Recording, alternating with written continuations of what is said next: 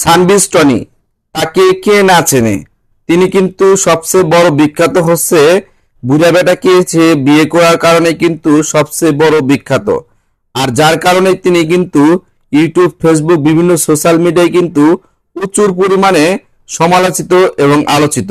তারপর তিনি কিন্তু বিখ্যাত হচ্ছে, তিনি কিন্তু একজন উদ্যোক্তা। তিনি কিন্তু বিশাল পরিমাণে অনলাইন শপিং এবং এমনি শপিং কিন্তু করেছেন। তার বড় বড় কিছু পাইকারি দোকান রয়েছে যেখানে তিনি প্রচুর পরিমাণে কাপড় সেল দিয়ে থাকেন।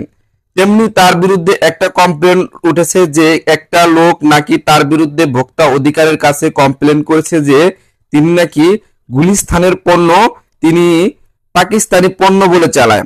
আসলে একটা জিনিস বর্তমান সময়ে চলছে, কিছু কিছু মানুষ সস্তা সেলিব্রিটি হয়ে যে সেলিব্রিটির কারণে মূলত দর্শকদের ঠকিয়ে থাকে। আমরা অনেক সময় অনেক কিছু বিশ্বাস করি, দেখি যে আমরা যদি মনে করি যে সাকিব খান এমনটা করেছে তাহলে সেটাকে অনেক ভালো মনে করি, কিন্তু সেটা ভালো কি না সেটা কিন্তু আমরা যাচাই বাছাই করি না। আমাদের অবশ্যই যাচাই বাছাই করা উচিত যে আসলে সেই জিনিসটা ভালো কি না। তেমনি তার যে টনির যে অনেকগুলো ভক্ত রয়েছে, তারা কিন্তু মূলত সেগুলোকে যাচাই বাছাই না করে এই পণ্যগুলো কিনে থাকেন। সে সেই পণ্যগুলো কিনে কিন্তু তারা প্রচুর পরিমাণে প্রতারিত হয়েছেন, যেগুলো তারা এতদিন বিশ্বাস করতে পারেনি যদি এই প্রমাণগুলো এখন ভোক্তা অধিকার না বের করত। অনেকেই কিন্তু প্রচুর পরিমাণে সেই অনলাইন থেকে এবং এমনি সে তার মার্কেট থেকে কিন্তু প্রচুর পরিমাণে কাপড় কিনতো। কারণ হচ্ছে তিনি একটা মোটামুটি একটা সেলিব্রিটি, তাকে সবাই চেনে যে তিনি বুড়া একটা লোককে বিয়ে করেছে, এবং সেই হিসাবে কিন্তু তিনি টিকটক এবং বিভিন্ন সোশ্যাল মিডিয়ায় কিন্তু প্রচুর পরিমাণে ভাইরাল। যেটা বিশ্বাস করে মানুষ কিন্তু এই প্রতারণার ফাঁদে পা দিয়েছে।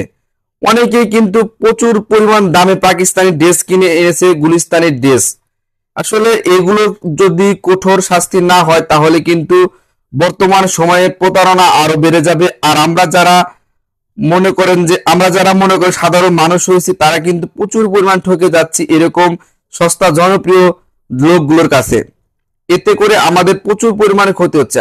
আমরা মানুষকে বিশ্বাস করে কিন্তু ঠকে যাচ্ছি। তারা কিন্তু আমাদের এই বিশ্বাসের দুর্বলতাকে কাজে লাগিয়ে তারা ব্যবসা বাণিজ্য চালিয়ে যাচ্ছে। তো আইনের আইনের প্রতি শ্রদ্ধা রেখে একটা কথাই বলবো যে এই সমস্ত লোকের যে প্রতারণা করেছে তাদেরকে উপযুক্ত প্রমাণ সহ বের করে তাদেরকে শাস্তির আওতায় এনে তাদেরকে শাস্তি দেওয়া হোক। আসলে সে কি আসলেই গুলিস্তানি পণ্য পাকিস্তানি পণ্য বলে চালিয়েছে কিনা সেটার আগে পরিপূর্ণ উপযুক্ত প্রমাণ বের করে তার পরিপূর্ণভাবে শাস্তি দেওয়া হোক, যাতে করে আর কেউ এই সমস্ত প্রতারণা করতে না পারে, আমাদের মতো সাধারণ মানুষের যে ইমোশন সেটা নিয়ে না খেলতে পারে। তো দর্শক শ্রোতাবৃন্দ, ধন্যবাদ সবাইকে সম্পূর্ণ ভিডিওটি দেখার জন্য, এবং এই ভিডিও সম্পর্কে আপনার মতামত অবশ্যই কমেন্ট করবেন যে তাদের কি শাস্তি হওয়ার দরকার কিনা। ধন্যবাদ সবাইকে সম্পূর্ণ ভিডিওটি দেখার জন্য, এবং এই চ্যানেল নতুন হলে কিন্তু অবশ্যই চ্যানেলটি সাবস্ক্রাইব করবেন।